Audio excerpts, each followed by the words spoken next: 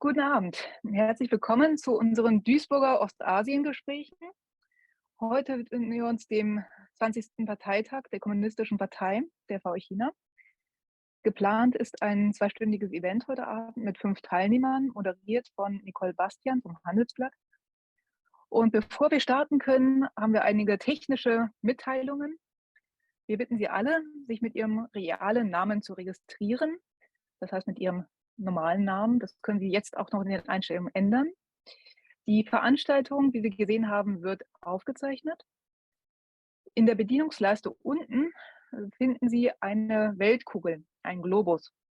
Wenn Sie auf dieses Symbol drücken, dann können Sie sich Ihren Kanalton auswählen. Entweder die Originalsprache, dann sehen Sie uns live, wie wir sprechen, auf Deutsch oder Englisch, oder aber Ihre präferierte Übersetzungssprache, also englischer Kanal oder deutscher Kanal. Wir werden im Folgenden den Roundtable auf Englisch abhalten, aber Sie können sich den auf Deutsch übersetzen lassen. Ihre Fragen können Sie auf Deutsch oder Englisch formulieren und dafür sollten Sie bitte den Chat dann nutzen. Die Chat-Funktion finden Sie ebenfalls unten in der Leiste. Und wir bitten Sie auch hier, Ihren Namen in den Chat zu schreiben, wenn Sie eine Frage stellen, damit die Moderatorin Sie direkt auch ansprechen kann. Im Hintergrund wird unser In-East-Event-Team Ihre Fragen versuchen zu bündeln und dann auch an die entsprechenden Personen weiterreichen. Das heißt also, wenn Sie eine Frage an einen bestimmten Diskussionsteilnehmer oder eine bestimmte Diskussionsteilnehmerin haben, können Sie das auch gerne adressieren. Ich denke, es haben die meisten mittlerweile den Raum betreten. So bleibt mir nur, Sie noch einmal ganz herzlich zu begrüßen. And we now switch to English. So welcome everybody. Great to see you joining our evening roundtable on Decoding China's 20th Party Congress. And without any further ado, I would now hand over to the rector of our university, Professor Barbara Albert. Thank you very much. Dear Professors Breslin, Braun, Nösselt, Taube, Weiglin, Schwiedritz, and dear Mrs. Bastian, dear all. Welcome to the East Asian Talks at the University of Duisburg-Essen. Today we are looking forward to a discussion of scholars on East Asia and its politics, society and economy. They will exchange their thoughts on China's 20th Party Congress, which was held in Beijing last week. Special thanks to Professor Breslin from the University of Warwick, Professor Braun from King's College London, and Professor Weiglin Schwiedritz from the University of Vienna, who joining Professor Taube and Professor Nösselt from the INEAST, the Institute on East Asian Studies of the University of Duisburg-Essen. At INEAST, we create platforms for research and scientific exchange on societal, cultural, and economic developments in China, Japan, and Korea. With China being partner to almost 1,400 cooperation agreements in Germany with German universities, its actual political and ideological development certainly is important for the definition of our academic relationship and future collaboration. Thus, we consider the messages from the 20th Party Congress of the Chinese Communist Party to be not only relevant for a better understanding of China's role as the world's second largest economy or as one of the biggest military forces, but also, of course, relevant to foresee consequences on our academic relationship and scientific projects with Chinese people. Academic dialogue and cooperation with Chinese partners is important to us. It creates ways to communicate, to promote cultural sensitivity and understanding, and to exchange knowledge. This I say while, of course, presuming that we all agree on the freedom of research and teaching, which is, of course, not negotiable, and that we all know about successful scientific collaborations being based on mutual trust. By their independent scientific analysis and opinions, our panelists certainly will help us to gain deeper insights into Chinese politics and society, and to appreciate the academic discourse. I am very much looking forward to your discussion. Thank you to all of you for taking the time to be with us today, and many thanks to the organizers of the East Asian Talks at INEAST. Thank you. Vielen Dank für die einleitenden Worte. Wir haben noch einige, die den Raum gerade erst betreten haben. Auch an all diejenigen, die gerade erst hineingekommen sind. Suchen Sie sich bitte Ihre präferierte Sprache aus, indem Sie unten in der unteren Zeile auf die Weltkugel klicken. Da können Sie den Originalton oder Deutsch oder Englisch aktivieren.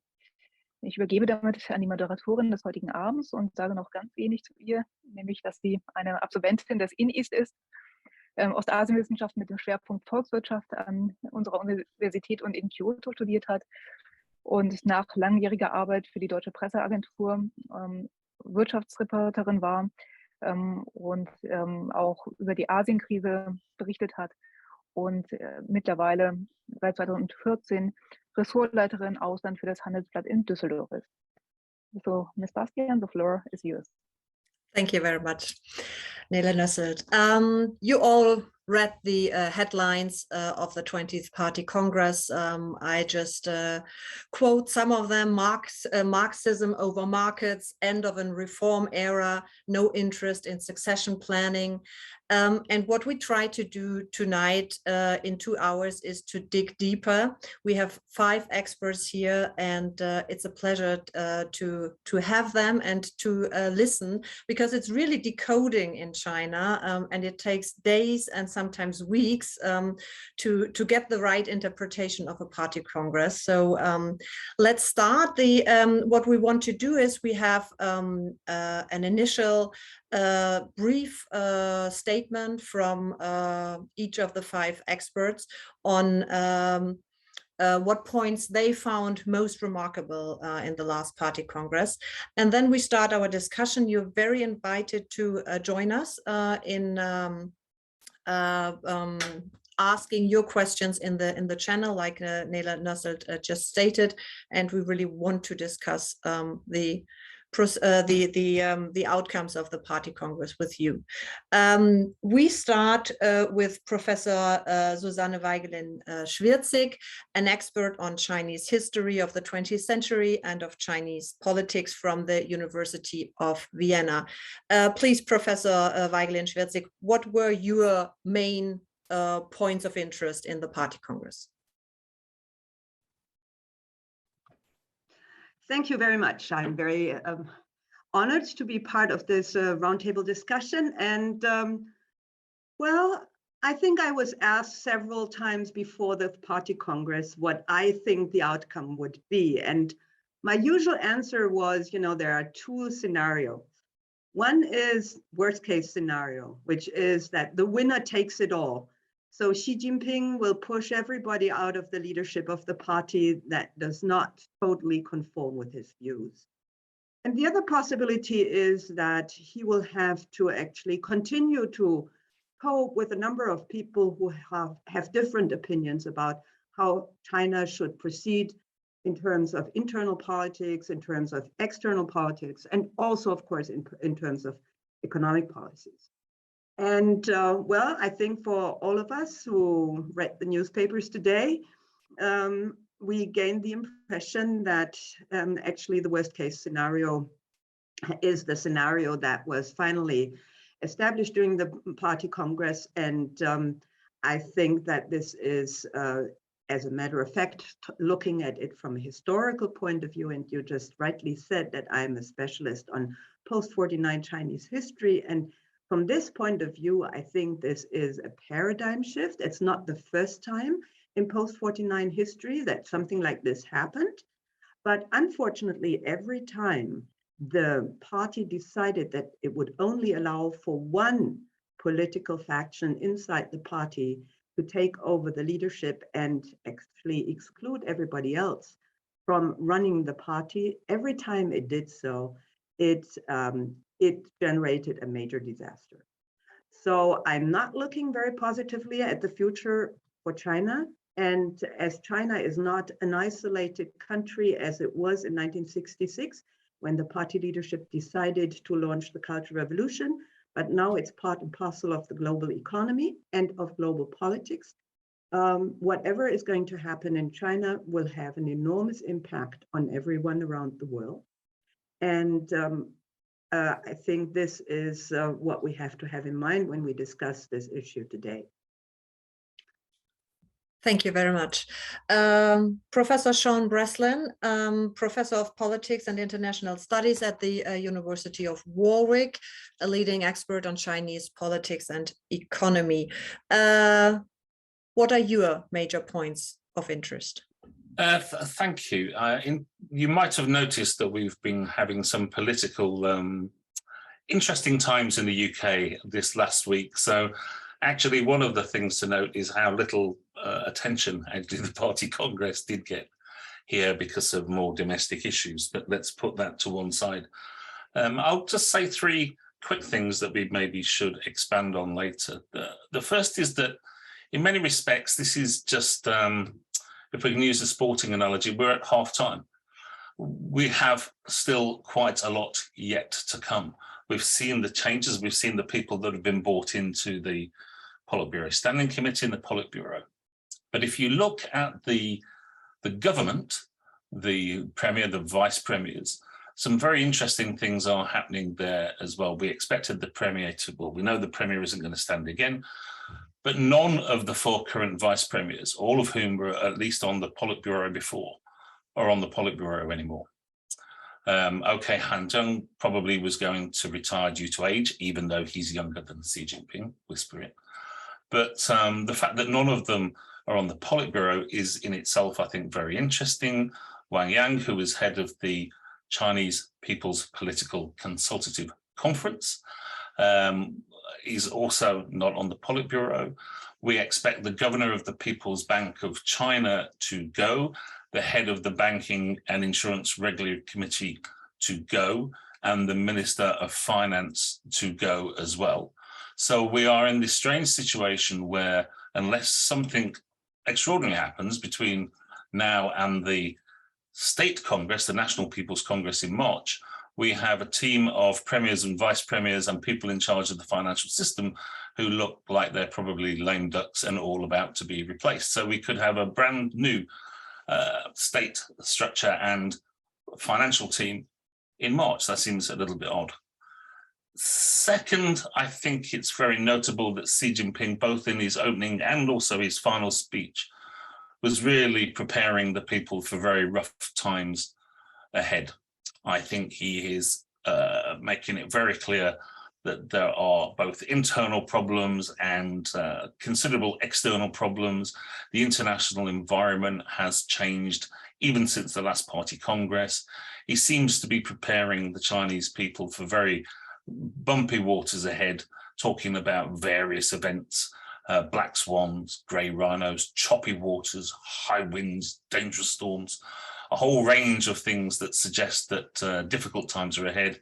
And in difficult times, I think he's going to demand even more unity and even more loyalty and even less dissent and even less alternatives.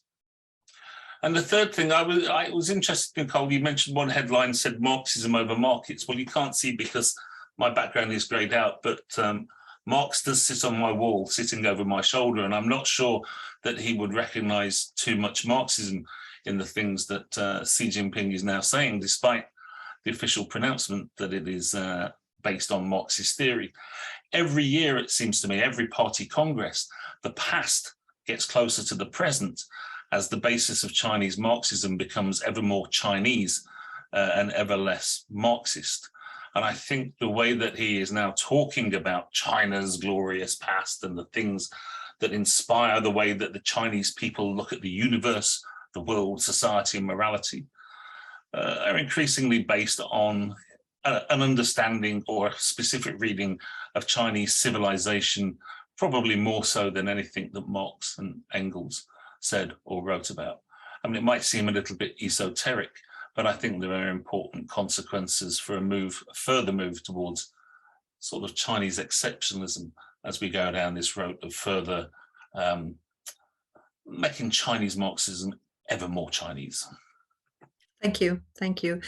We have the first question in the chat. If Carrie Brown isn't due to join us, yes, he is, and the organizers are doing their utmost to find him. Yeah, we're waiting and looking forward to his participation. In the meantime, we have Professor Markus Taube with us. He's the chair of East Asian Economic Studies, China at the in East at the University of Duisburg-Essen. Professor Taube, what were your most interesting expressions, takeaways from the Party Congress? Okay. Yeah, thank you. Actually, it wasn't that surprising, but it's now a very, very clear signal. And the clear signal is that we once again have a political or ideological primacy in Chinese politics. And this old narrative where you have dominance of economics, the idea to push economic growth and development, which was really dominating this course for many, many years, that's gone. And we see some ideas to transform the national economy, to transform the role of the Chinese economy in the global system towards something which I interpret as the preparation of for a major conflict. The ruling elite in the Communist Party seems to try to make the economy crisis resistant. Many small steps, institutional arrangements, which hint in this direction to make the economy crisis resistant for a time when the adverse global climate becomes even worse. And of course, I mean, that means for China more innovation, which of course sends out some signals for us as academics and universities for scientific cooperation.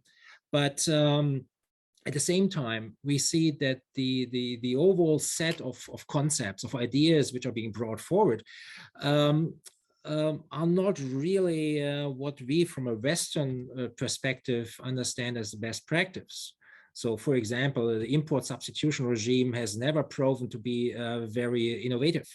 It has rather led to the demise of industrial structures and never created strong innovation dynamics.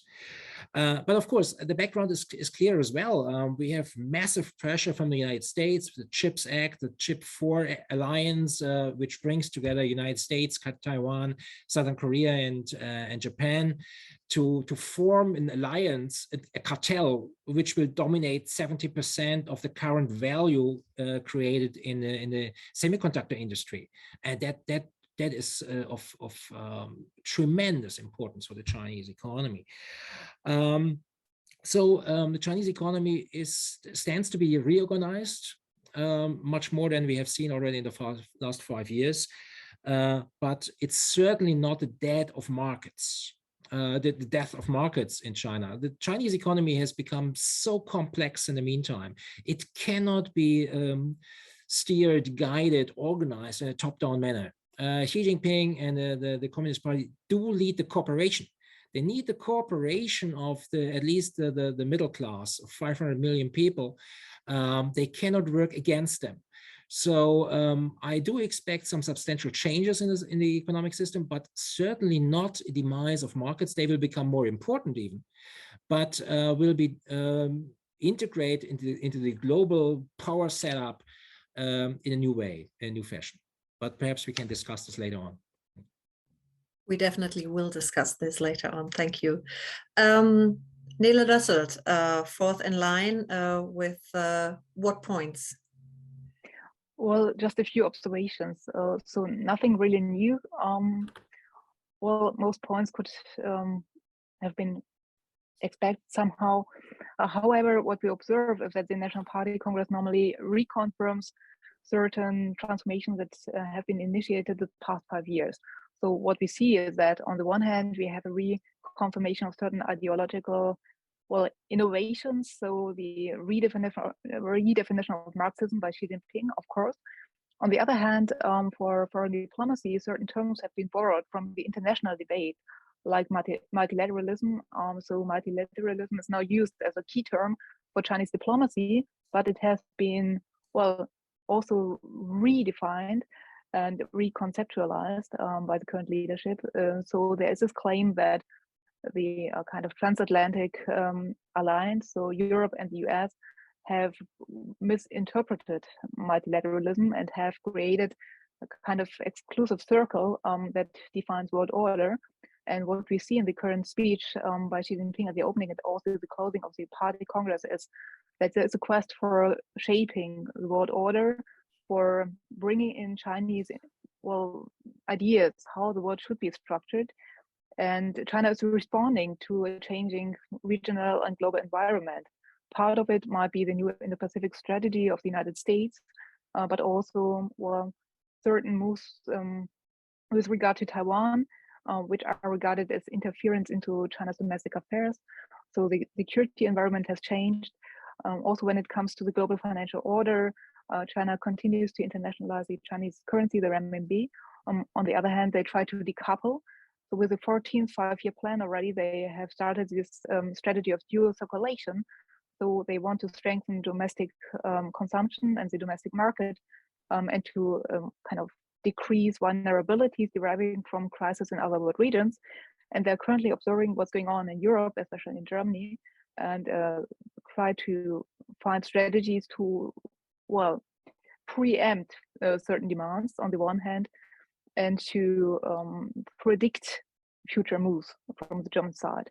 That has also been reflected in the speech that we could read after the party congress, that there's this idea that China is not only waiting to respond to changes in kind of the global strategies of strategic cooperation partners, but they try to anticipate their strategic moves. So what has changed is probably that the Chinese government has shifted from ideological-based interpretation of world order to a more realist interpretation. So there is a kind of reality shock that we observe in all these statements.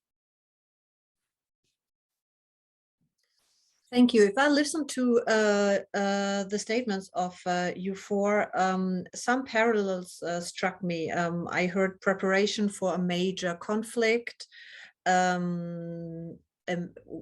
major disaster could happen, preparing people for a tough time ahead. So I think you were pretty much in tone with these interpretations. Perhaps we can separate the implications in two areas, foreign policy and then economic policy, and start with foreign policy.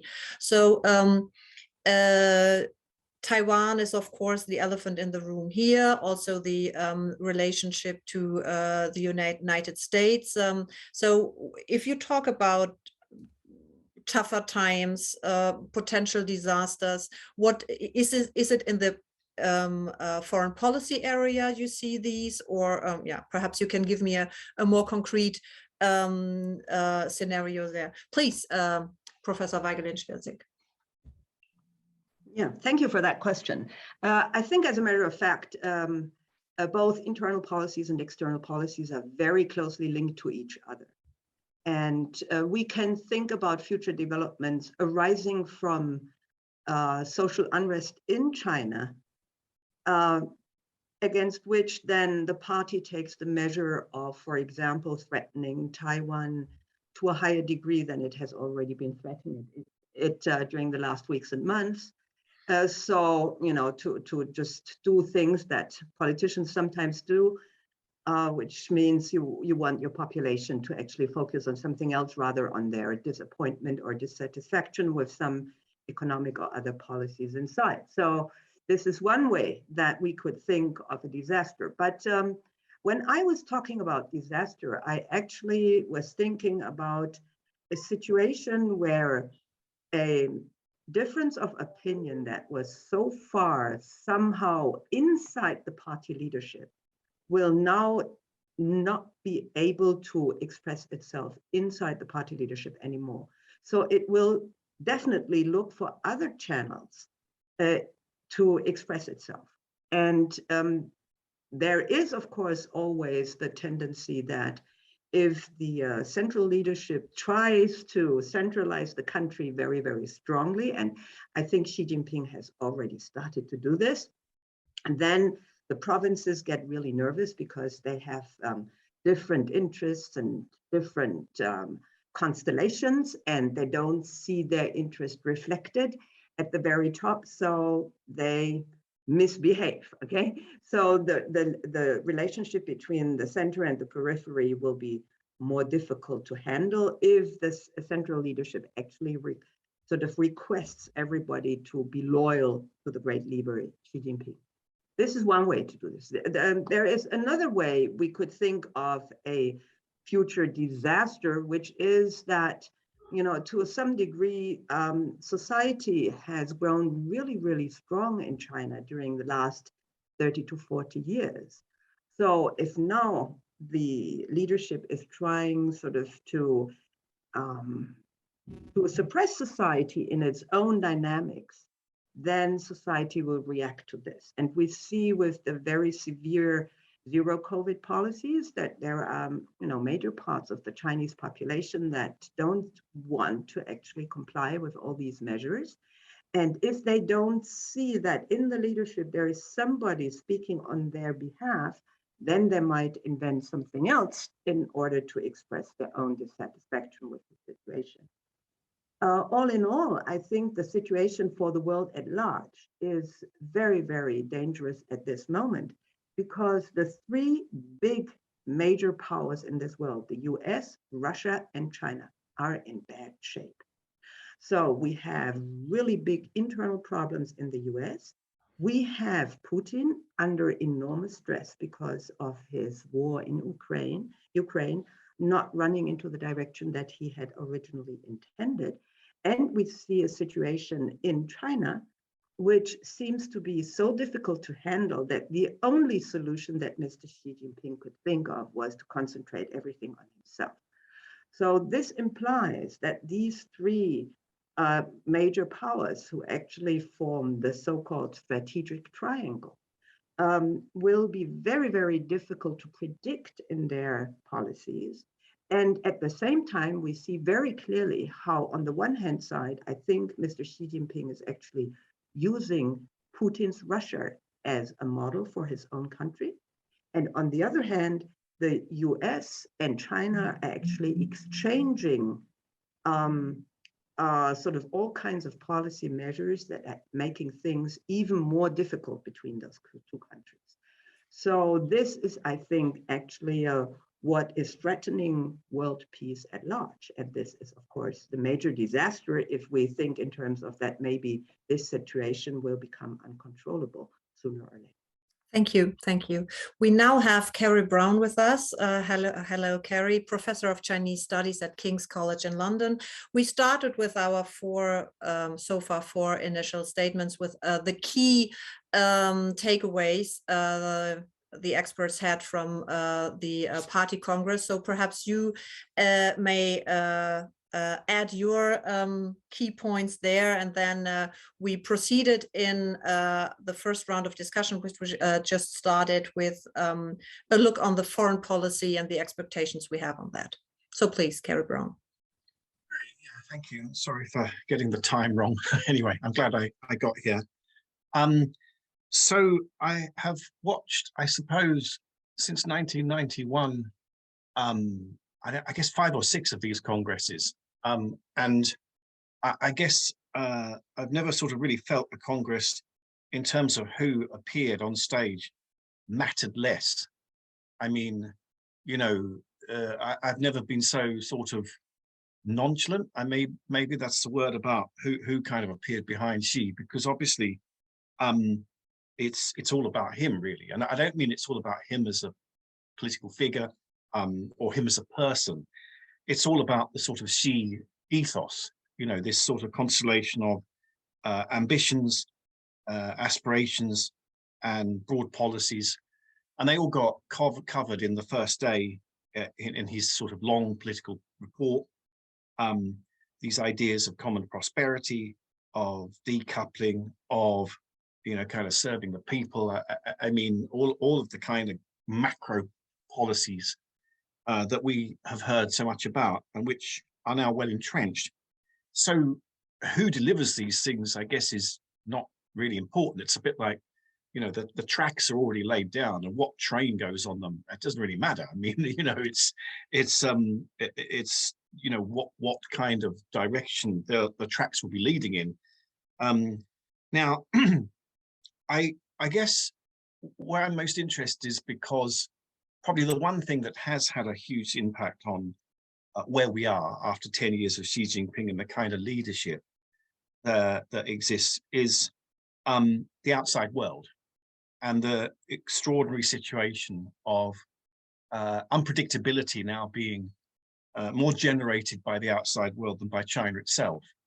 Again, in the 1990s, when I was a diplomat or first dealing with China, it was always about, is China going to fall apart? It's unstable, and us sort of trying to work out ways to, kind of deal with that problem. And now it's almost the other way around. The problem really is this sort of instability has been exported. China is the sort of stable one, at least that's the way it looks. And it's very predictable in some ways.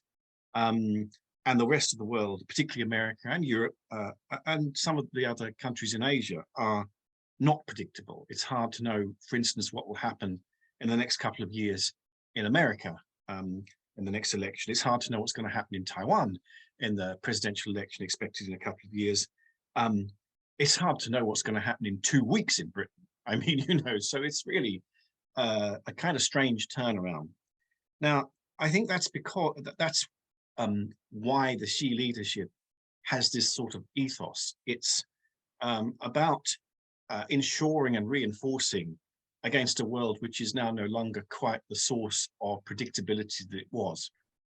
And I think part of that was generated by the 2008 financial crisis, which really, I think, was the cause of the Xi leadership. I think that drove this strong nationalism and reinforcement that we've got to look after our values because and our interests because the outside world has gone strange.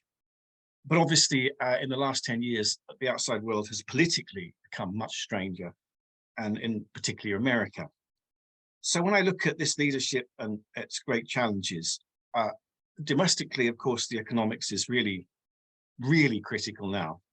And there isn't a huge amount of a clue on what they're going to do about that.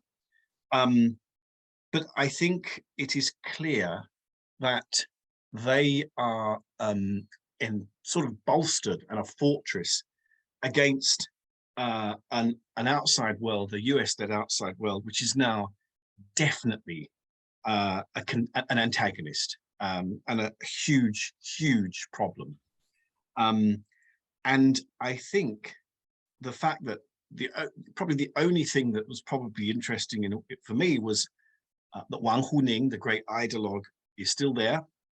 He's been central to the whole party messaging for 2.5 decades. And he's the architect, in my view, of a nationalistic, emotional Chinese politics where identity is absolutely critical and the power is in culture, not in economics or anything else. It's in generating a feeling of confidence for China that it is, it has validity to be Chinese and to be confident and to have a leader like Xi Jinping and to basically say our traditional history and our kind of belief systems are valid as those of the outside world, particularly America and the United States and Europe. And we don't have to apologize for who we are. We can, be confident. Now, that means, I suppose, in conclusion, that we don't need to kind of think about some resolution to, China's position in the world now. I mean, the Chinese have already worked that out. They are able to live with the very severe kind of divisions between, particularly America and China. That is going to be part of the global architecture. And I guess that practically means constant management. The only real exciting outcome will be just to preserve the status quo, and going for anything more ambitious will be potentially destabilizing because, there's just going to be a tussle for supremacy. And of course, we don't want that because it can never be won. I suppose the final thing is also, if we were to think historically the greatest challenge now, I guess it would be about combating climate change. And ironically, probably the most powerful things that she said this week were about climate change and a commitment to that. And I suspect if, we go decades ahead, we would probably be remembering the Xi era as one that contributed massively to dealing with that, if we do deal with it. I mean, that's the sort of most important thing, I think, about this leadership, which is kind of positive for the world. And that's why it's so strange that so much else of this leadership and its ethos and its messaging is so problematic, because the big thing is pretty positive, but it just doesn't really come out very loud and clear or get much recognition. Thank you. Thanks very much. Thank you. Thank you. A fortress against the US, Sean Breslin, and then from Carrie Brown and Susanne Weigelin-Schwirzig said dangerous times because we have the three powers being very unpredictable, not getting along. What is your prognosis for the foreign policy of the Chinese government in the years to come?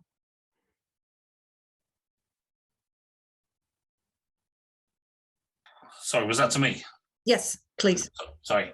Yeah, I was just thinking of the things that Kerry was talking about there, actually not expecting to speak. Well, I mean, I hate to say it, but almost what Kerry was saying, more of the same, really. I think this is where we've been at with this party congress. What was your analogy? Trains and the people on it. I mean, we might be surprised by some of the specific individuals, but we're not surprised by the overall direction of travel, I think, and that's the key thing. I mean, in previous party congresses, there's been talk about the moment of strategic opportunity for China to get things done at the global level, and that has clearly now gone, right? Because the opportunity now is it isn't there in the same way, and it's trying to, I think, make your way through this world which looks ever hostile and ever more set on constraining China. So I think it's going to get more and more rhetorically defensive, a sort of aggressive defensiveness, if you like.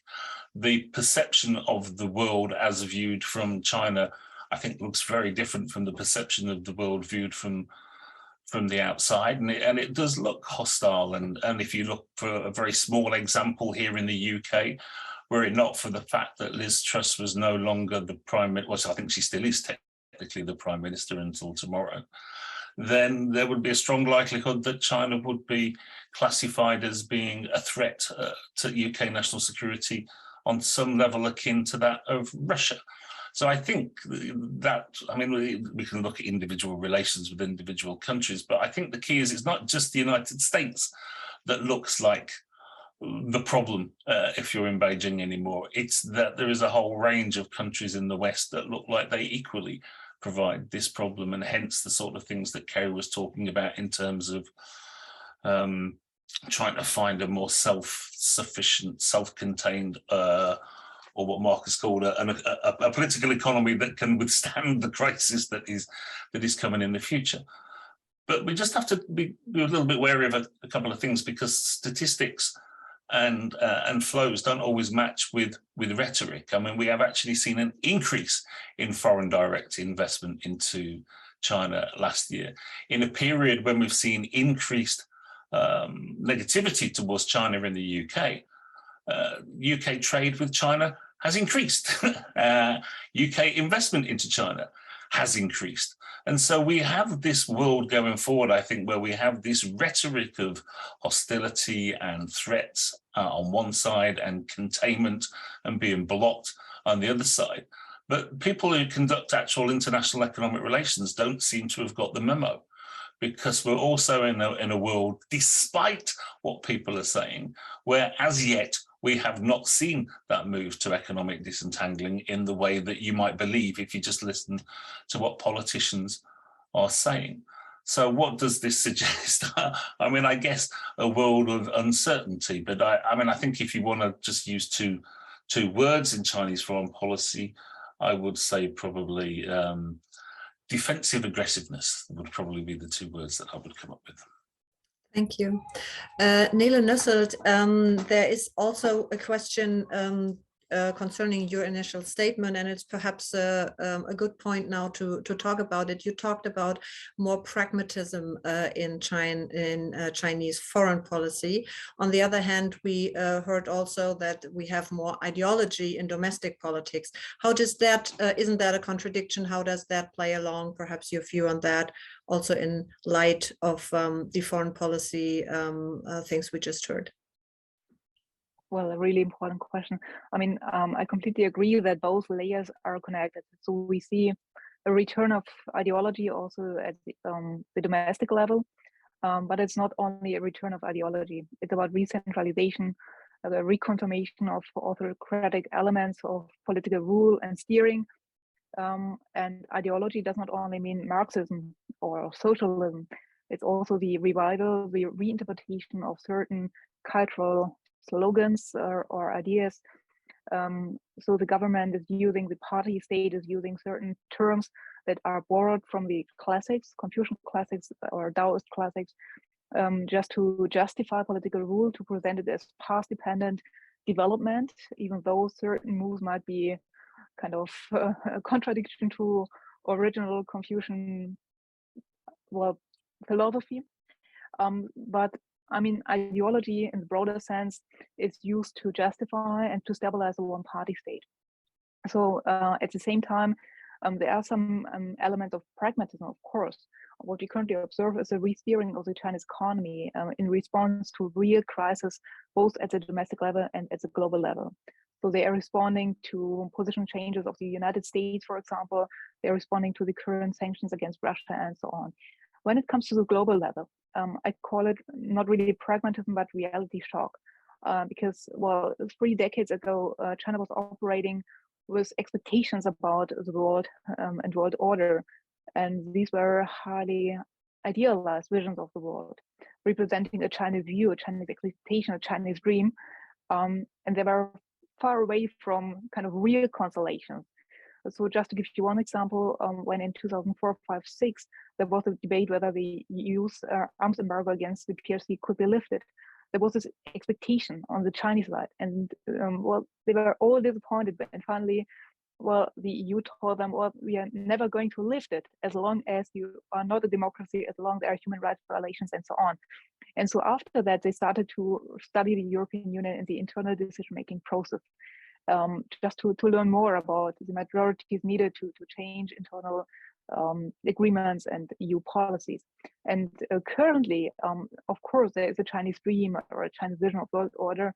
At the same time, Chinese analysts are trying to follow internal debates in their strategic partner countries, especially in Germany right now. So they are fully aware of the current debate about how to escape the energy dependency that derives from our gas and oil imports from Russia.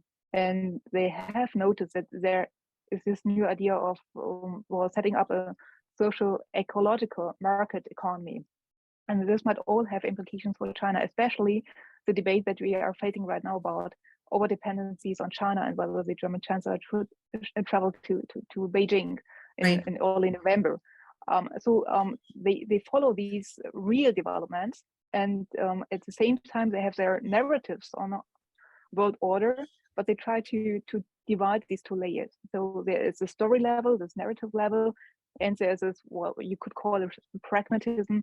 So they don't want to follow their ideology, they want to be prepared for the worst case scenario, and they have various strategies in kind of in the backhand to move forward. When they see a position change of one strategic country, they want to have a solution already prepared. And that is what we currently observe, that when it comes to interactions with Germany, they have at least 3 scenarios. So one is about decoupling, the other extreme is about the kind of strengthening of partnership. And there's one kind of in between. So I hope that partly at least answers the question. And I think it's really important to differentiate between these 2 layers, so kind of real politics and political practice and the narratives used to justify and to legitimate Chinese politics and the rule of the one-party state. Understood. Susanne Weigelin-Schwierzig, one question from the audience concerning your sentence, Xi Jinping uses Russia as a model for his country. Perhaps you can explain a little bit further if you are implying that he is testing the turf for a Taiwan escalation, or what did you mean with the sentence successful?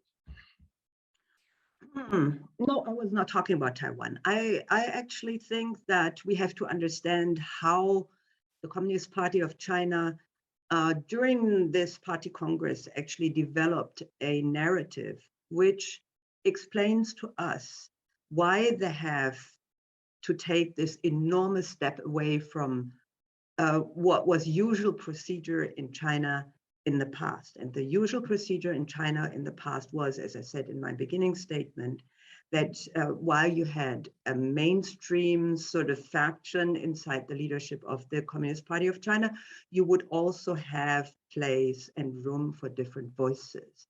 And sometimes these different voices would grow during a certain period and become maybe even more prominent than at the very start of, after the last party congress.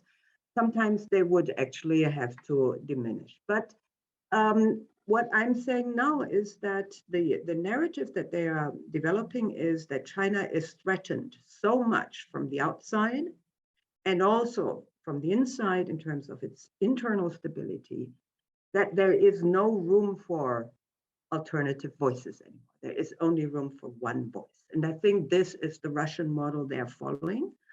So we do know that Mr. Xi Jinping is really good friend with Mr. Putin. And I think to a certain degree, he admires Putin as someone who really takes the final decision in everything that is related to the country.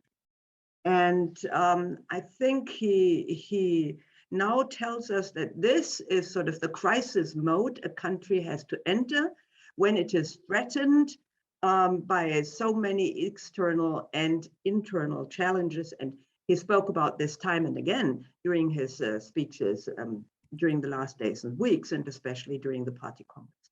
So this is how I feel that Xi Jinping is finally sort of following Mr. Putin's model. He wants to be like Putin, and he wants the Chinese political system to be like the system in Russia. Whether this is right or not, whether we have a right perception of the political system in Russia is yet another question.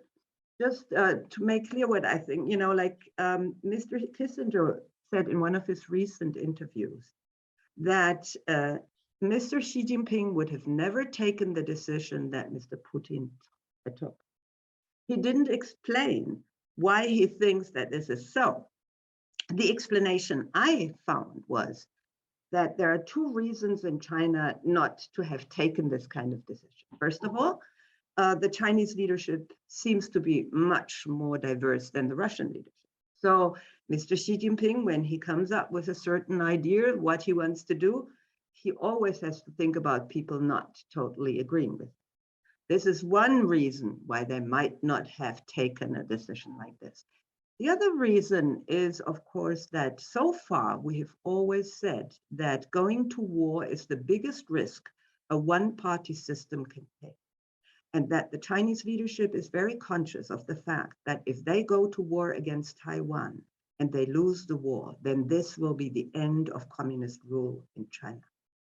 So it is much more risky for them to actually take a decision to go to war to whatever country they want to go to war to for more than 3 days, right? And in comparison, it seems, in comparison to Putin, who actually can survive a disastrous war, not only disastrous in terms of its consequences for Ukraine, but also in terms of its consequences for Russia. Thank you. Perhaps we now shift a little bit from foreign policy to the economic policy. Carol Brown, you were pretty skeptical about an improvement in the economic development in next time. Perhaps Markus Taube, you can add your view. What do you think will happen in regarding the Chinese economic development? We had 3.9% growth, I think, in the third quarter. We are far away from the 6% we are used to. What will happen there? Do you see how will the really important real estate market develop? And do you see the new strong government being able to ensure improvements? Thank you. Well, this is okay. This is Handelsblatt, all the tricky question in one. Yeah, I mean,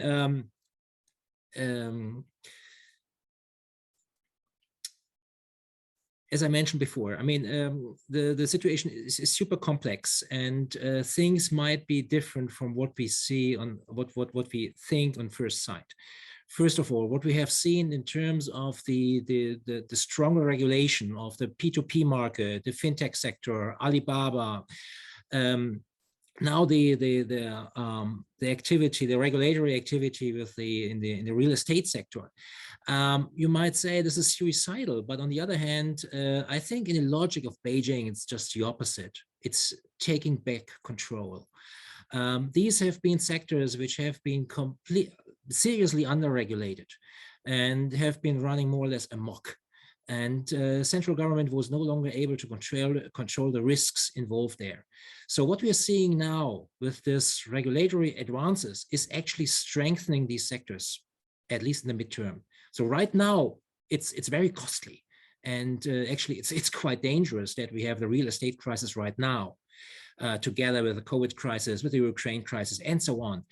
But in the midterm, this is a recipe to make these sectors stronger than before. And I think this is something we should note, and which is not very often mentioned in the political discourses. Then, I mean, I mentioned it already as an aside, this idea of double circulation, which eventually is a policy of import substitution, is not a good idea, at least from our understanding of how things work for innovation. But as I mentioned before, the chip sector, I mean, there is no other way for China. China was looking so much for technological transfers, to getting impulses, ideas from the rest. And this is the crucial sector, the semiconductor sector. I mean, if you go for all future-oriented industries, AI, whatever you're looking for, you need chips. You need chips. The best China can do now is bad quality 7-nanometer chips. The Taiwanese players are going to have 3-nanometer chips next year, early next year, in the products of some American companies. This is ages away, ages away. And the recent sanctions by the United States, just pronounced a week ago, they are really, really bettering the Chinese approach to move on there, to get self-sustenance there. Therefore, they are really with their backs in the corner and must try to find a way out there. And this is something where actually I expect that the Chinese economy will be much more, or will try to be much more integrated in the global system than we are discussing this right now. They have to, they need to.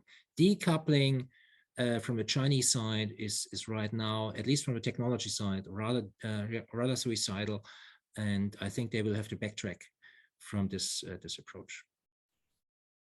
Carol Brown, I would be interested in your concrete views on the points Markus Taube made.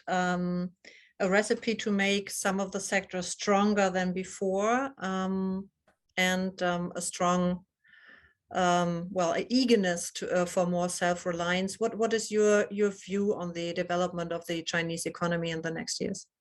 Yeah, so the political report that, or the work report, whatever you want to call it, that Xi Jinping made at the first day of the Congress on the 16th of October, there's not, so it's strange, in the era of Hu Jintao, his predecessor, it was always many, many statistics, you know, many, many, many statistics. And I suppose that's because the statistics at that time were all pretty good. You know, growth was sometimes double digits and everything was, you know, kind of very, very impressive.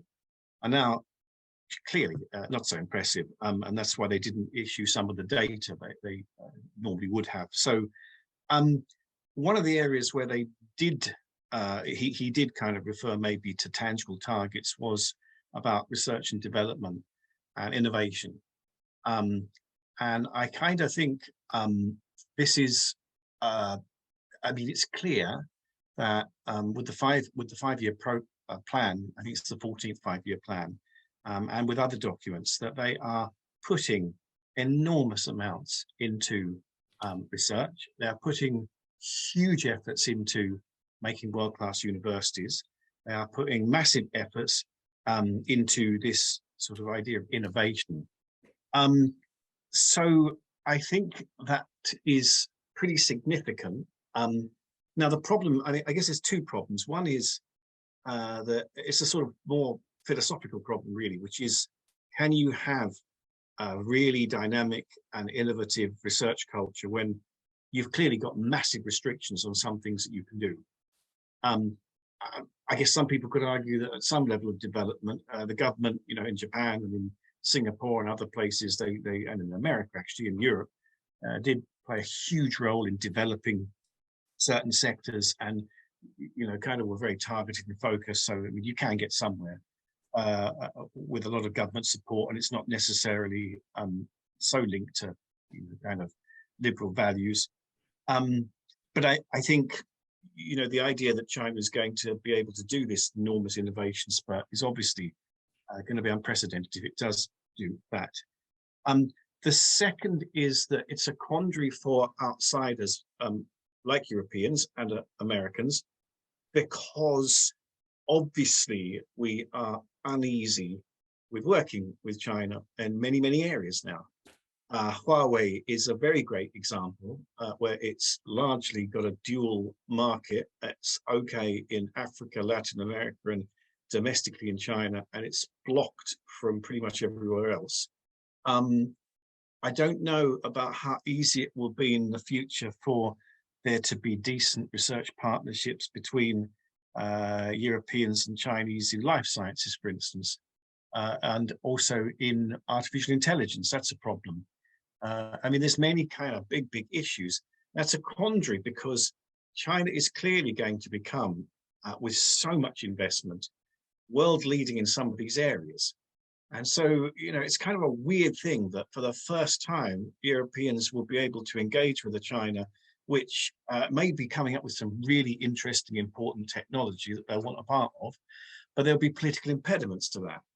And I think this mindset, you know, that we have where China is largely regarded as not being a great, you know, innovator and researcher and producer of technology, it's clearly got to change. But the problem is that we have to also be very strategic about the areas where we do engage with it as an innovator. But what's clear, just in conclusion, is that, I mean, it is really, really committed to this path and has a powerful faith in it. I just wonder whether this path is going to give it the things that it's expecting, because it's expecting a lot. Sean Braston, what's your view on that? Yeah, well, it is expected a huge amount, Kerry, you're right. And in the past, these expectations of the consequences of the amount of money that's been spent on innovation, I think, have been quite disappointing, right? You've seen lots and lots of patents, but not really pushing forward and breakthrough at the leading edges of technology, although that is perhaps changing in some areas. But I just wanted to say three quick things. One is to repeat what I said at the beginning. The urgency, I think, of a lot of the financial problems facing China makes it even perhaps slightly stranger that we have what appears to be a financial and economic team in limbo until the National People's Congress, unless something happens. Secondly, I'm tempted to somewhat facetiously say China faces two problems in terms of real estate and housing prices. One is if they don't rise, and the other is if they do, right? Because if they don't rise, that creates all sorts of problems for non-performing loans and local government finances and so on and so forth. But if they do, and in certain places, it puts houses further out of the reach of the normal person, makes the sort of middle-class living standards that people aspire to ever harder to get. And there's a real fundamental problem here. I think that China's leaders have long been aware of probably what needs to be done in terms of a more rational financial system, but aren't quite prepared to cope with the consequences of pushing through with it, because they're going to be quite unpleasant in some areas.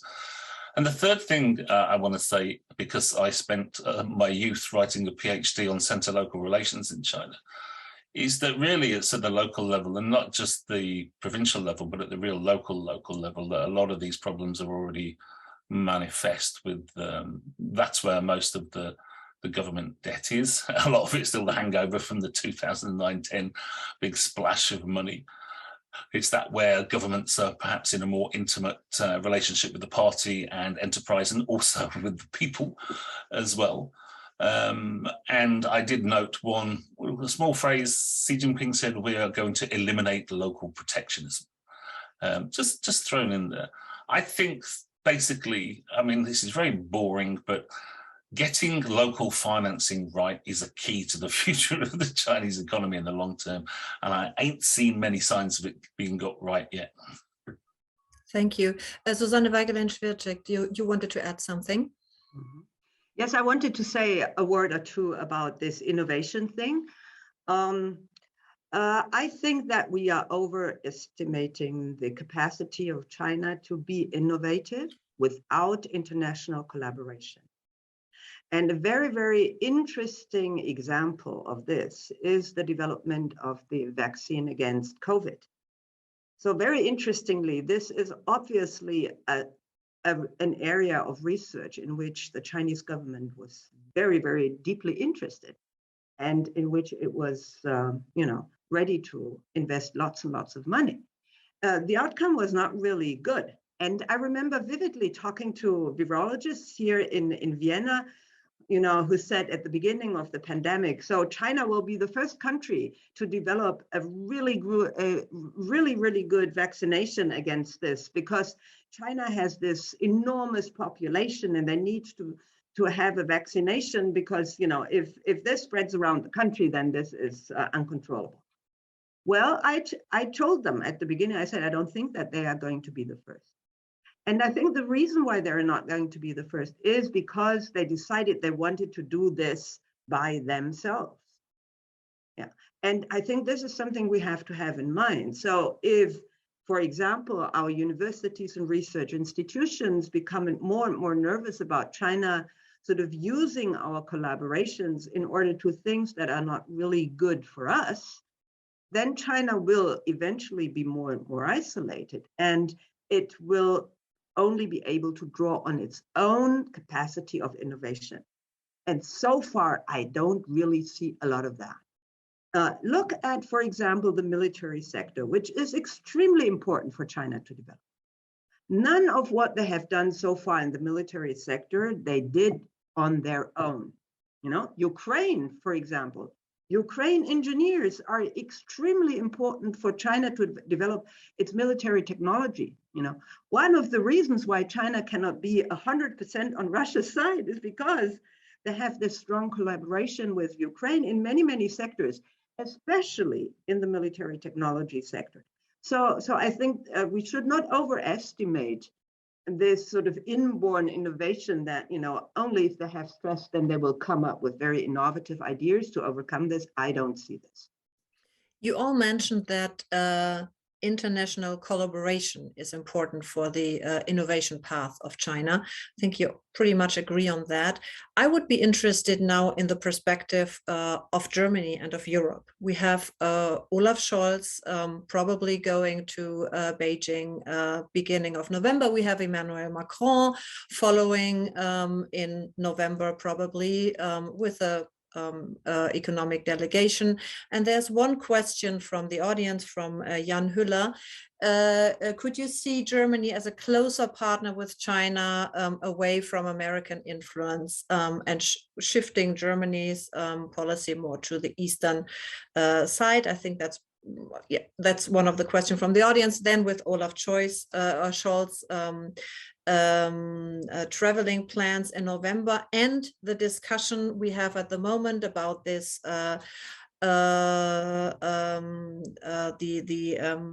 harbor in Hamburg, and the question if COSCO from China can further invest or not. I would be interested in your perspective on Germany's relationship to China in the next years, and on Europe's relationship to China. Perhaps we start with you, Nele Nasselt. Well, a really important question. What we currently observe is that many frames that the European Union has developed since 2019. So, well, the division of China into 3 actor roles, so partner, competitor, and rival. That is also reflected in German politics right now. And when you look at the coalition document of the current government in Germany, you see there is on the one hand the statement that we have to strengthen our China knowledge, that we have to understand what's really going on there. And on the other hand, there are a few kind of red lines indicated regarding human rights, Taiwan and Xinjiang and so on. So while the China debate has changed, and the Chinese side often link that to the integration of the Green Party into German politics. However, you ask about the future development of German-China relations, and well, when we look back the past few years, when under U.S. President Trump, U.S. withdrew from so many treaties and tried to put America first and so on. Well, there had been a chance, a strategic opportunity for Europe and Germany to increase its kind of trade relations with China, given all the sanctions and the trade war. But well, Germany and Europe chose to stay out of this dispute, and in the future, probably the transatlantic kind of coordination of policies will even be strengthened, because this kind of democracy element has been reconfirmed. What we currently observe is this autocracy-democracy divide, and for Germany, it's rather impossible to step out of this new alliance of democracies. And kind of the state visit by the German Chancellor will not be a sign that Germany is seeking its own way to kind of strengthen its own national economy. It's rather the attempt to kind of rebalance the strategic triangle. If there is just a triangle, maybe there are multiple overlapping triangles, but the idea is, of course, to kind of multiply the opportunities for kind of stabilizing Europe's economy without hurting transatlantic relations. So I assume that on the one hand, there will be debates about how to engage in collaboration, but on the other hand, there will be certain new kind of red lines indicated.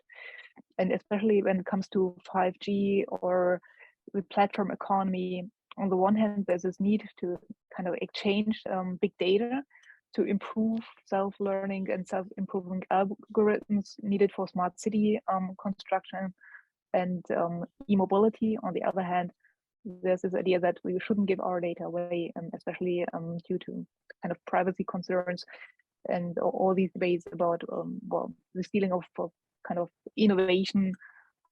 So I assume that in the future, we might see increased transatlantic collaboration, but continued kind of interest in access to the Chinese market.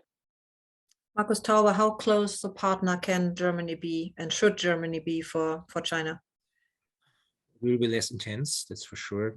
I mean, what we are seeing is, I mean, this globe-spanning idea of globalization, I think that is coming to an end, and what we are observing, it's not coming to an end, but it's becoming less pronounced, and we are seeing the creation of 3 value chains, one Northern America centered, one including Japan, Southern Korea, Taiwan, a strong European one also going into Northern Africa, etc., and then an Asian one. And we have RCEP there. We have these new integration areas, which I regard as extremely strong. They have huge potential. And the question will be how far China will be able to integrate itself into these, or if there will be a kind of separation there. If China is able to integrate itself fully into RCEP and these integration areas, then this will be a win-win for both, for all these players. And that will then also be the platform, the marketplace for German firms to interact with China, to engage with China. Otherwise, this standard East-West transfer goods exchange, I think that will become much, much less. Thank you. I would be interested now in the outside view on this German-China relation. So perhaps Sean Breslin, you might jump in, and then Carrie Brown.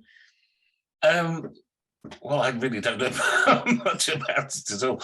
I mean, all I can tell you is that this, I think, was the great hope in the UK for many years, was that the UK could insert itself between Europe and America and create a position of being China's best friend in Europe. But boy, has that changed. I mean, all I can say is that if you look at how the discourse in the UK has changed from 2016 to really about 2019, over the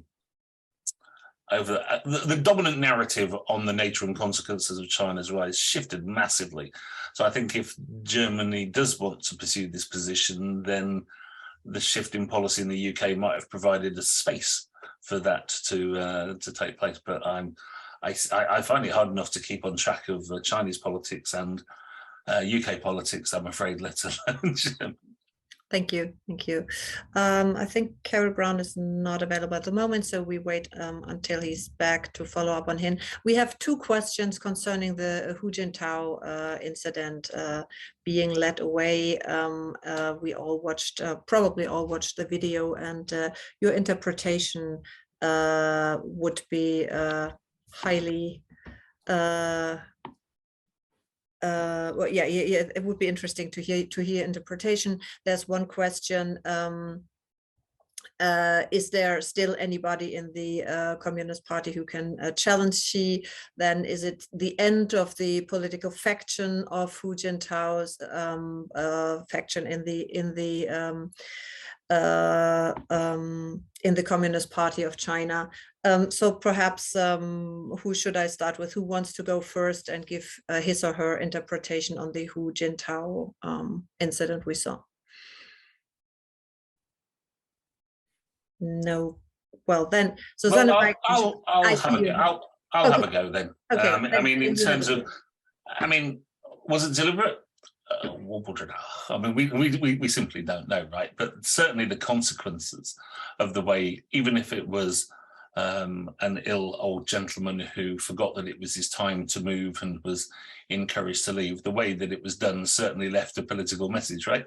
So whether it was intentional or not, it certainly had a consequence, I think, in the way that Xi Jinping didn't get up and put his arm around him as he might do to sort of help an elderly relative sort of leave a room, has left a very stark impression on those who saw it. And even though different versions of it might now be circulating in parts of China, I think enough people have seen that to take a message, even if that wasn't the message that was intended to be given.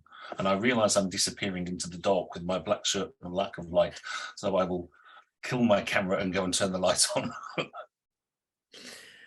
In the meantime, Susanne Weigel-Schüler, you might add on the Hu Jintao incident and your interpretation. Yes, I originally wanted to say something on Germany moving east, but I can also say something on the Hu Jintao thing.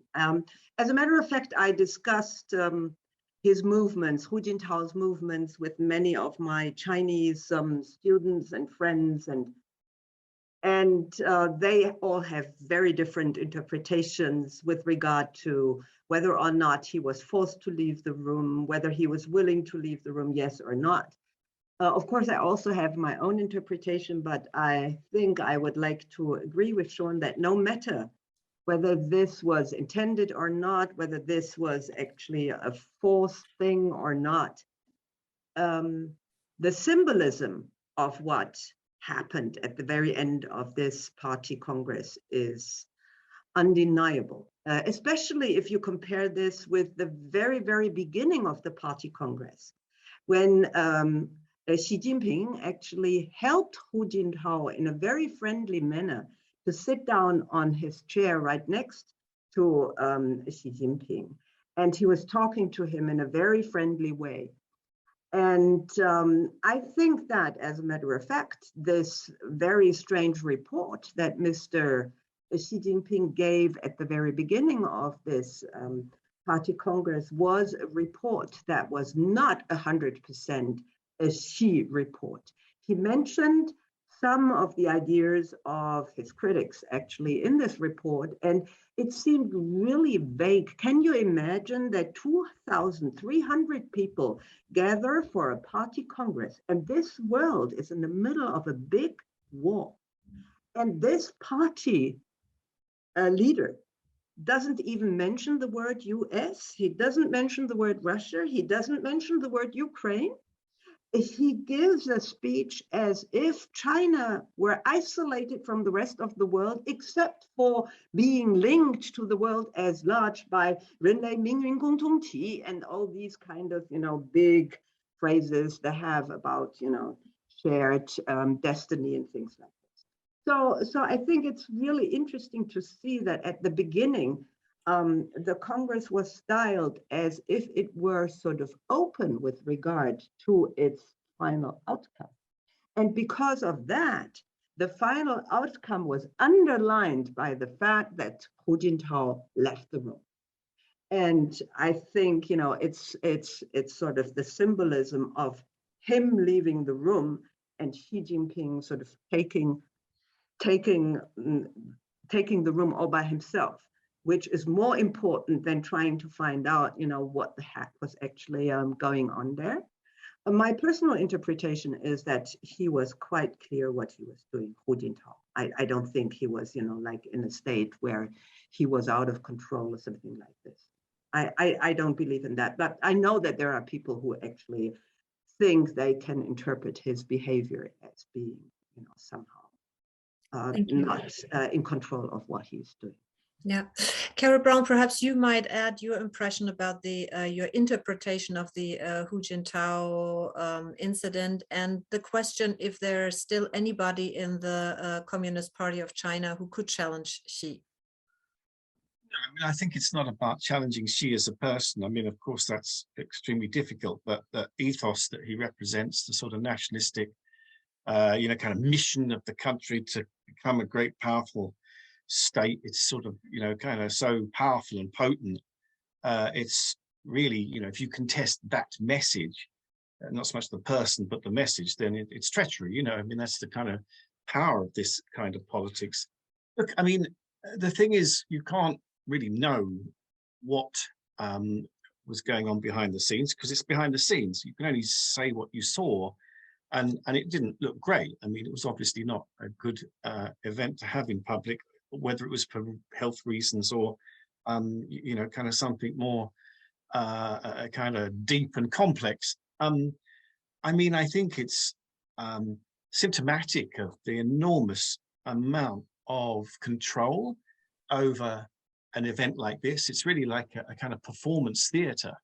A Congress is the ultimate, kind of performance theater, I mean, it's sort of an extraordinary kind of amount of choreography and enormous amounts of direction. And for something like this to happen, of course, it then obviously gets enormous amounts of attention, because it's the only thing that happened in the whole week. The only two things that happened were a man demonstrating on a bridge and Hu Jintao looking ill and, needing to leave or being carried away. The thing that's really puzzling, though, is that, I mean, Hu Jintao has been a powerless person for many years, right? I mean, he kind of went in November 2012. So it would be a strange thing to kind of make a big event out of this, because it's almost flattering to sort of, haul him out of a public meeting because somehow he's sort of not happy. I mean, that seems a bit strange. I guess it's also interesting, when I was listening to Xi Jinping's speech on the 16th of October, I mean, it's kind of quite a strange thing to think of how former leaders or former politicians kind of probably heard that, because it seems to be saying that they didn't do a great job, right? And, it's sort of quite unflattering about them. I kind of wonder how kind of within the party that comes across. I mean, someone said earlier about just a kind of final point. Someone said earlier about you know, Russia being a model for China, I couldn't disagree more. I mean, Russia is a great model of failure, and Putin is really a kind of, you know, useful idiot for China. And I think the Communist Party of China would want to be absolutely not like anything the Russians do. The Russians are an encyclopedic laboratory of screwing things up. And China is this sort of, you know, I think it just couldn't imagine why it would want to look at this small, you know, it's a sixth the size of the Chinese economy, and it's a lot of real estate, but not real estate you can really build on. You know, it's kind of really, that's why it's significant. And I think, you know, the problem for Xi Jinping is also that Putin's style of leadership is exactly the challenge that I guess this leadership faced, because where's the exit strategy? I mean, I've always been really struck by in Chinese politics, there's never an exit strategy, right? And I don't know, the leaders we looked at, you know, yesterday when they emerged the day before, are not, there's no one there who is going to be a successor. I mean, that's really, really clear. In fact, it's hard to think what a successor would look like. In fact, at the moment, it's hard to think what a succession plan would be. Mm-hmm. I mean, what is this leadership going to do when it at some point needs to terminate? And what will happen if Xi Jinping ends up, you know, not being able to function because of illness or whatever? I mean, that's kind of weird that there is no clue about, you know, what might happen post-Xi.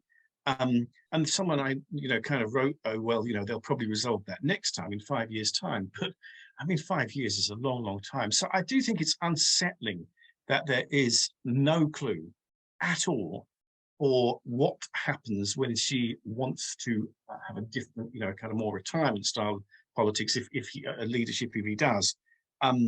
That's really quite worrying. Thank you. Anyone on this, well, lack of succession and transition, well, the lack of an orderly transition in a perspective?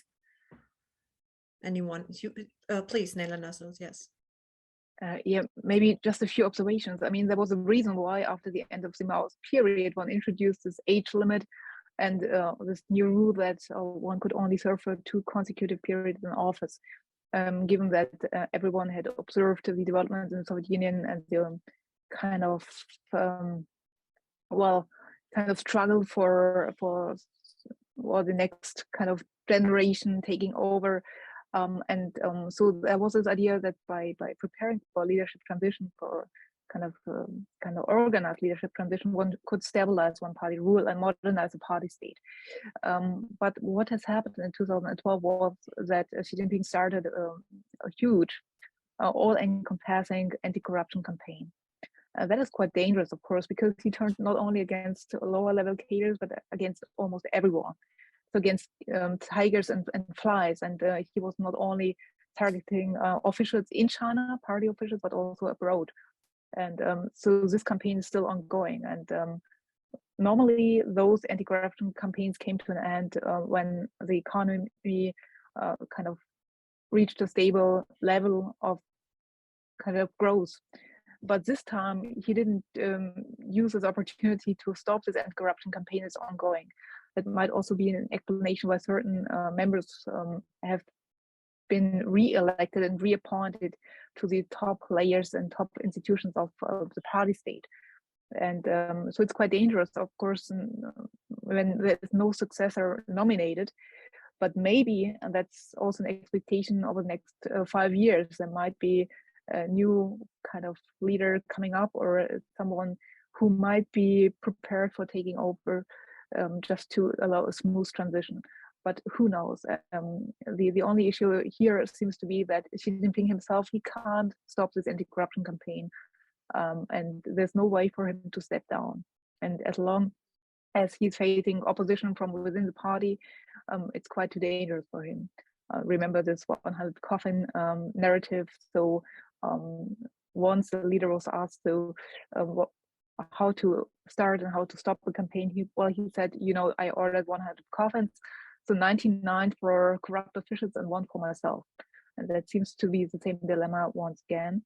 And probably also what we should keep in mind right now is that Xi Jinping doesn't seem to be a really strong and powerful leader. He's facing opposition within the party, also various factions. He tried to move these factions away and not to lift them to the next Politburo, but at the same time, the more powerful kind of competition is going on between elites and counter-elites outside the party, especially from the fields of AI unicorns, so the private economy sector. Okay. There were some hopes that after the party congress, perhaps the COVID-induced isolation of China might soften, if not end. I would be interested in your view on a potential normalization of the COVID policies in China. Perhaps we start with you, Carrie Brown. Yeah, I mean, the outside world seems very kind of out of love with these zero COVID policies and seems to think of them as being kind of, yet further proof of, China being, kind of wrong. So again, all you can say is the commitment has been made by Xi and his colleagues this week, and they've, appointed probably a premier. I mean, I'm assuming Li Qiang will become premier next March. Who obviously was instrumental in imposing zero COVID lockdowns in Shanghai, which were extremely unpopular. I mean, I know initially Shanghai was more liberal in its approach to COVID, but then, kind of Li Qiang faithfully followed his master in Beijing, and it was a pretty brutal lockdown. So, I mean, my assumption, which might be kind of extremely silly, is that I don't think it is a sustainable policy. I think it must, I mean, the thing is, you can imagine at the moment saying commitment to zero COVID might make sense, but I mean, this isn't a kind of system where you have to face it, kind of the electorate. So they could very easily next year just say, well, we will, kind of be more flexible. They don't even have to say that they'll be more flexible. They just have to do it. The economic indicators, which are partly attributed to zero COVID, but also to, the external world housing market, general slowing in growth. I mean, I think if they get bad, then clearly the central government is going to have to do all sorts of things to try and stimulate productivity and growth and all the rest of it. And that's probably at the moment when zero COVID might kind of be adapted and changed. So that's what the next National People's Congress, I presume, in March, when you might kind of get changes.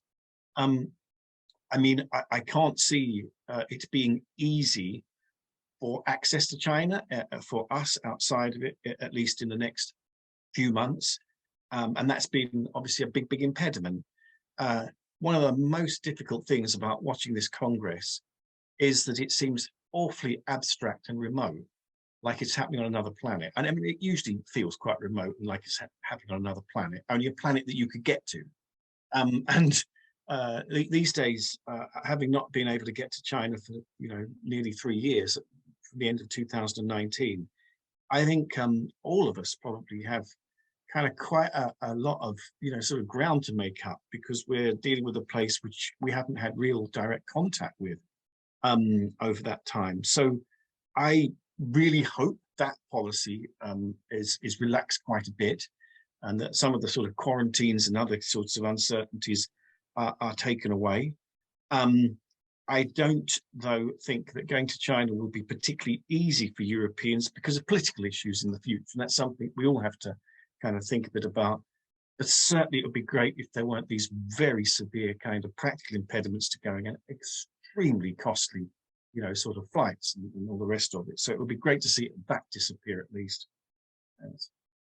There's one follow-up question from the audience. Carrie Brown, you predicted that China would make great efforts to develop world-class universities in its countries.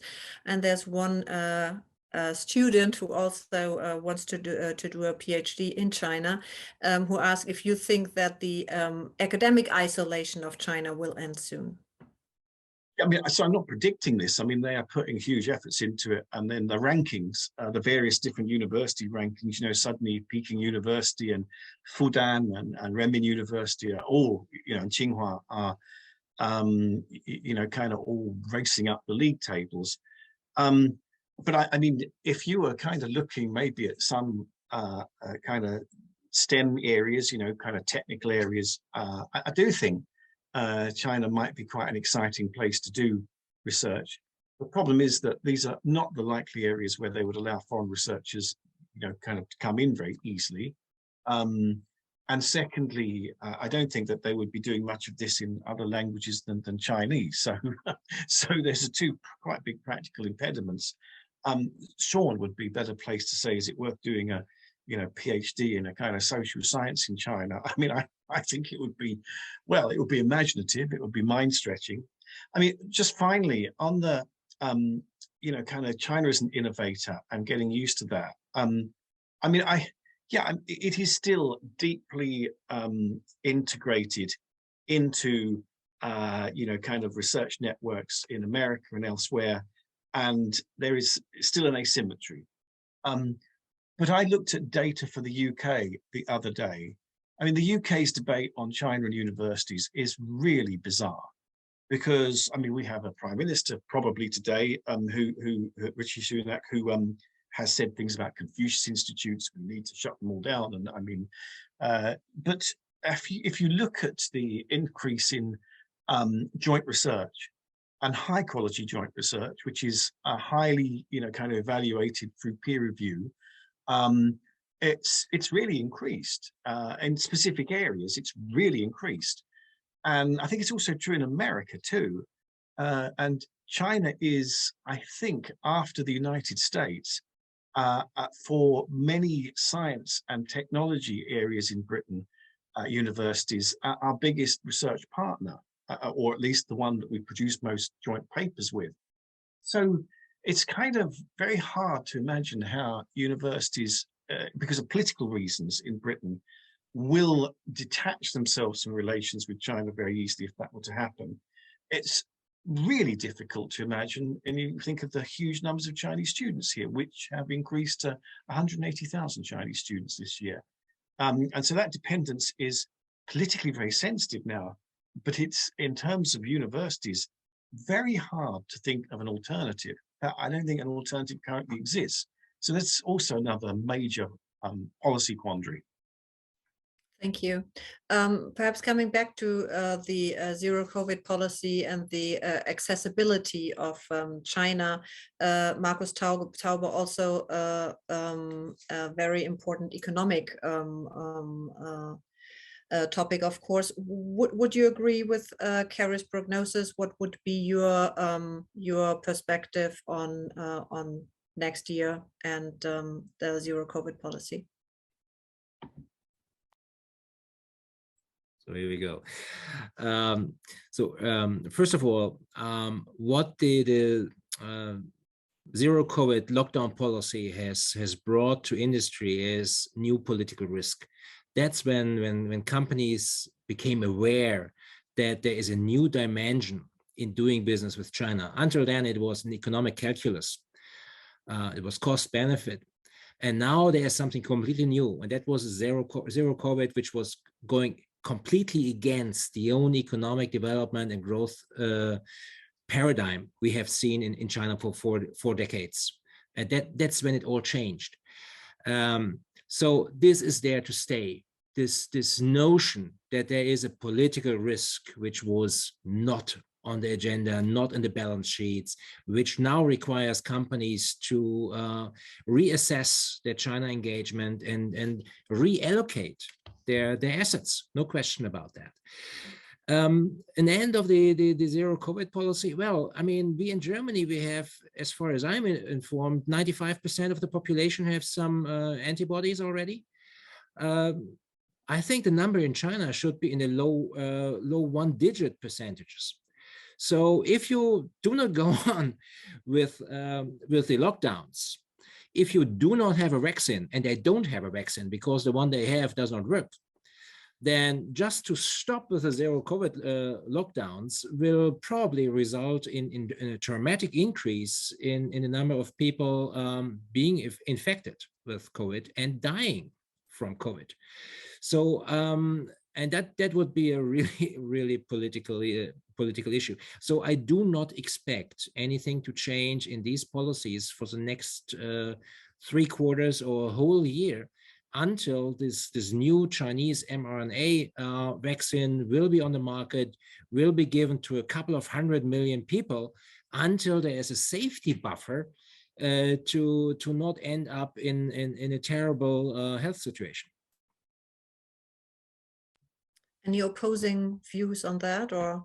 No, I mean, I agree. I was just having a conversation with somebody in China this morning that finished, and I'll quote, "I can't really see how they can move on till they have as much as this," and that's the mRNA vaccine that I think has been approved in Indonesia, but is still in trial in China, in as many arms as possible. So it's a disease that you can live with rather than die from. But it has been approved for emergency use in Indonesia. So, I mean, at least it is getting a real life trial, as it were. But that's absolutely right. I mean, how could you have zero COVID up to now and then just go, oh, go on then, forget about it. I mean, it's just not. But I really think it's very, very, very damaging. I mean, I was in China when all this started in January 2020. It wasn't me, by the way. I was also in China when SARS started, so I'm beginning to take things personally. And this is the longest period I've gone without traveling to China since 1985. I've never been this far away. And it's too easy to focus on what Xi Jinping is saying, or the Global Times is publishing, or ambassadors are saying, and forget that this is a country full of people rather than just a set of headlines. But I'm also concerned about how we will gain access in ways that are safe in the future, rather than, for example, perhaps traveling on a tourist visa or whatever. So I do think we're probably entering a situation, a lot of scholars, where we have to think about our methodologies, our research methods. How are we going to be able to? I've spent, in particular, the last 10 years building very strong relationships with Chinese colleagues, participating in their discussions and debates, facilitating some of them myself and publishing them as well. We had a special issue of the Pacific Review that just looked at Chinese discourses and debates. And it's difficult to see how we do that in the future. And okay, this is straying away from the party congress. But I've always been a believer in trying to understand what is being said and studied and not said and thought in China, even if you disagree with it. And that's very difficult to do when you can't go and have frank discussions as you walk around a park, because you can't have those discussions over email or WhatsApp or WeChat or anything like that. But yeah, I mean, it's going to take this. Apparently there are 2 mRNA vaccines in trial, late stage trial in China. So that is the hope, I think, that people live with it and get ill and recover. But it's not going to be overnight, is it? Yes, please, Susanne Weigel-Schwiersig. I just wanted to say one thing about the zero COVID policy, because I think the virus that we are encountering at this moment is totally different from the virus that we had 2 years ago. So despite the fact that many people are getting sick, and in my country at this moment, many people are sick of, this virus, including myself a few days ago, I think we have to think about the virus in different terms. And it does not imply that even if people in China get sick with this virus, the number of people who actually die will be as high as, for example, the number of people who died in the US during the first and second wave of the virus coming in. So I think there is ways that the Chinese government could actually deal with the situation in a more appropriate manner, but they're not doing it. They're not doing it. And just imagine that at the very top of this country with 1.4 billion people, we have a gentleman saying that he is, the best leader of the country, and he messed up the epidemic so that it became a pandemic, and he's messing up China with his zero COVID policy.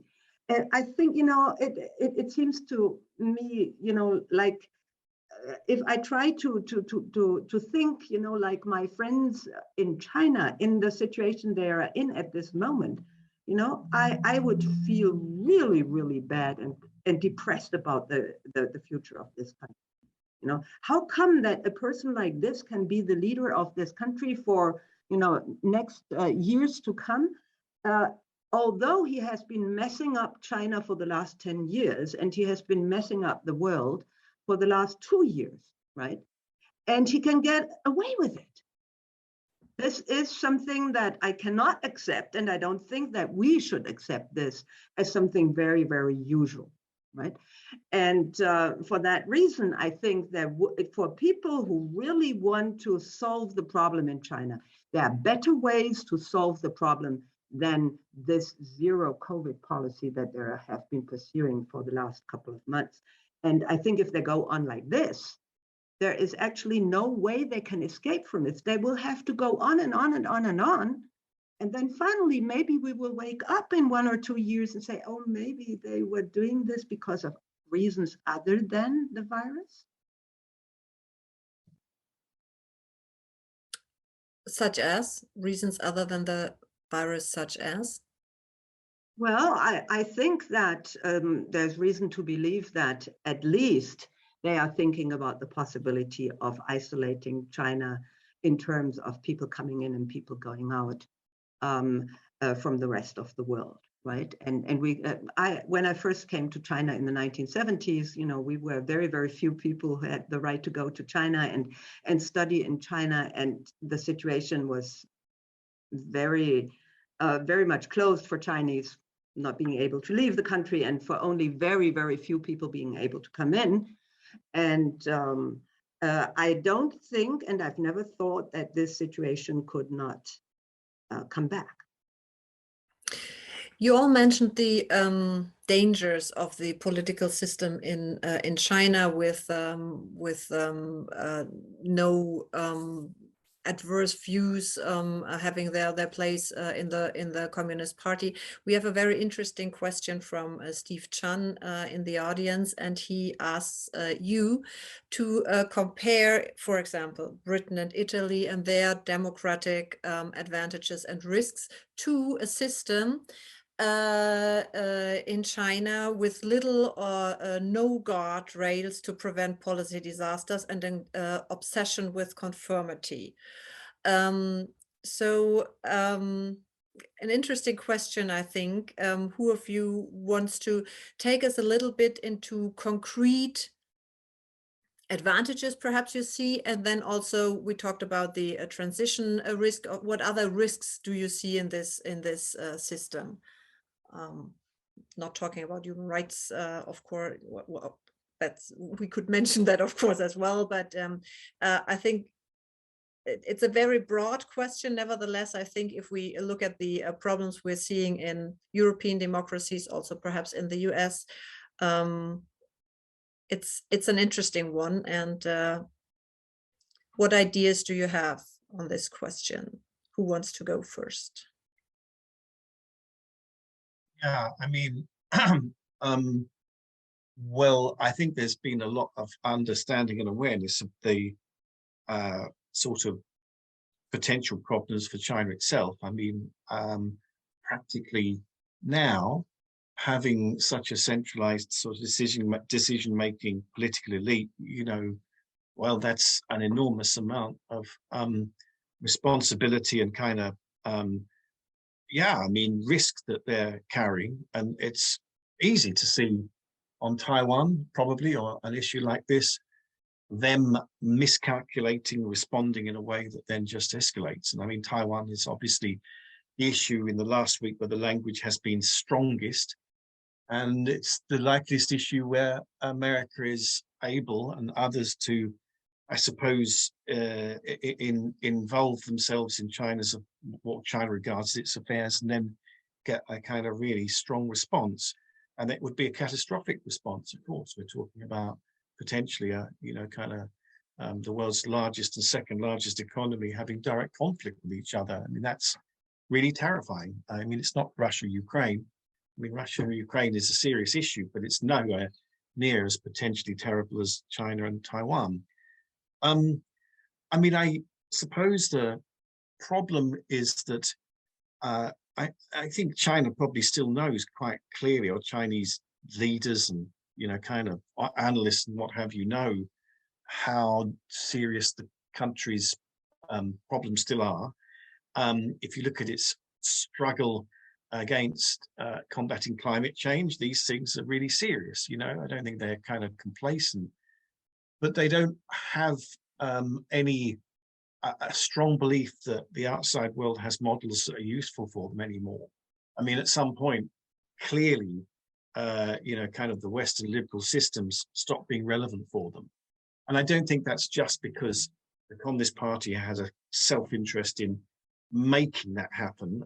You know, kind of it just created an argument where it could then discount pesky kind of outsiders trying to come and, you know, sort of promote change of its system. I think, in fact, many open-minded, you know, kind of more sort of thoughtful people in China also started to think, wow, you know, the outside world doesn't really have easy models. It doesn't have great ideas. The collapse of the Soviet Union and what happened in the 1990s, I think, was one big problem. And then the global economic crisis in 2008, I think that was, or global finance crisis, was another, because it showed that the West was not only poor political reform for others, but also not particularly good capitalists. So I think China is now kind of trying to create this enormous bespoke system. And the problem is, if it fails to do that, that's a problem. And if it succeeds in doing that, it's a problem, you know. I mean, I think what the world would want, I mean, what certainly Britain historically wanted in the 19th century with China was a China which was unstable, but not so unstable it would collapse, and sort of work for us economically, you know, as a market trading partner. And I think today the problem is that it's not like a China which is unstable and, you know, kind of that's a problem, but a China which is super stable is a problem. But we're not going to get something in between. So I think this is like a time of enormous sort of quandaries for not just China, but the outside world, because basically the geopolitical reality is constructing a system on mutual antipathy and antagonism. I think in the past, we kind of went for harmony, right? And believed in harmony. And now I don't think anyone really does. What we've got to have is a fairly kind of fissile system where you've got two dominant partners in different ways, and then a kind of world that's sort of constantly having to kind of look from one to the other. Now in Europe, just sort of finally, that is an issue because we are, of course, allies of the United States through NATO and all the rest of it. But we want autonomy, you know, Europeans want, you know, kind of strategic autonomy. But I think it's pretty clear that America will not tolerate autonomy. I mean, you know, it's no longer that we could kind of pick and mix our policies and sort of, someone said earlier about, you know, kind of having a autonomous policy towards China from Europe. I mean, it's clear that America, from the time of Trump onwards, is not tolerant of that. So we have a fairly uniform policy, which is very antagonistic, and there's no autonomy for Europe in that. Does Europe want autonomy in that? If it does, then it's going to have a serious issue with America. So this is a harsh, harsh quandary. Thank you, Carrie Brown. Nele Nusselt, do you want to elaborate a little bit on the political system and the risk and the advantages, perhaps? Yeah, I mean, what we currently observe, what has been mentioned today already, is that this system is living in a bubble. If you silence the opposition, if you silence other factions, you don't get information about what really expected from other groups within society. And so far, we assumed that China would be kind of a learning autocracy, but the learning autocracy needs to get feedback. If you don't have direct elections, you need to have other kind of channels for getting input and for getting kind of these feedback loops. And so this bubble is quite dangerous because it might lead to a kind of just internal repetition of existing institutions, and there won't be any renewal. And in the very end, this system might easily collapse. So when we talk about checks and balances, that's really important. In China, we had internal checks and balances, of course, for the Chinese Communist Party, but by silencing all the other groups, you just get rid of these kind of instruments. And in the very long run, China might then face kind of destiny similar to that we currently observe in Russia. That you only get approval, you don't get any criticism. But criticism is really important for drafting new policies and for responding to challenges ahead. And I thought it's really interesting to see that one sentence was always repeated in those speeches over the past few days, that we should prepare for a crisis in times of relative stability. So we are currently already entering choppy waters in China, but still there's this crisis ahead, which is used to justify current rearrangements within Chinese kind of politics and the Chinese party state. But I assume if we continue along this path, then in the very, very end, we might face disaster. And that is also pretty dangerous for Europe.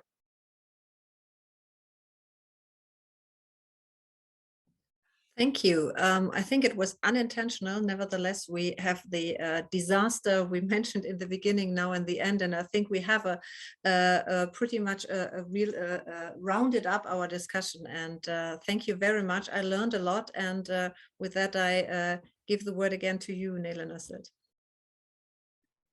Well, thank you so much, Nicole Bastian, for moderating today's evening roundtable. Thank you, everyone here in the roundtable, for joining us today. Thank you, Carrie Brown, Sean Bradley, Susanne Weigling-Schürfig, Markus Taube, for being with us. And we hope to continue, of course, our decryption of Chinese politics with the next roundtable in the months to come. And thanks to the audience for raising challenging questions that, we try to answer, but we might need, a second, or third, or fourth event to come up with more details. And in case the audience is interested in more information about what's really going on in and around China, the next official open talk will be on Wednesday this week on the Indo-Pacific from a colleague from SWP in Berlin. So check our homepage for upcoming events, and thanks again to everyone for being with us this evening. So if you would like to have the closing word, Nicole Bastian, then I hand it back to you. Nothing to add, but I learned a lot, and I hope the audience as well. We had really interesting questions there, and see you next time.